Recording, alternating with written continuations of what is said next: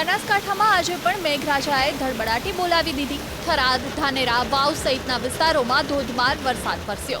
વાવમાં સૌથી વધુ 3 ઇંચ, જ્યારે થરાદમાં 3.5 ઇંચ વરસાદ વરસ્યો।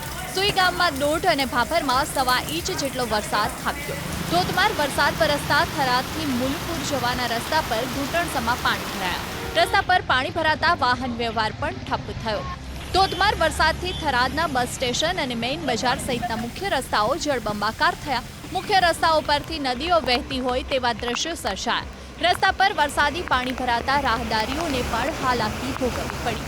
વરસાદી પાણી ભરાતા થરાદ વાવને જોડતા હાઈવે પર વરસાદી પાણીનું સામ્રાજ્ય જોવા મળ્યું। વરસાદી પાણીનો નિકાલ ન થતાં વાહન ચાલકો મુશ્કેલીમાં મુકાયા તો પાણીના નિકાલ માટે હાઈવે ઓથોરિટીએ રોડ તોડીને પાણીનો નિકાલ કરવો પડ્યો। આ તરફ ધાનેરાના ગુણી ગામે રેલ નદીના પટમાં રહેતા 3 લોકોનું સ્થળાંતર કરવું પડ્યું। રેલ નદીના પટમાં ખેતરમાં રહેતા 3 લોકોને સરપંચ અને યુવાનોએ સાથે મળીને સુરક્ષિત જગ્યાએ ખસેડ્યા।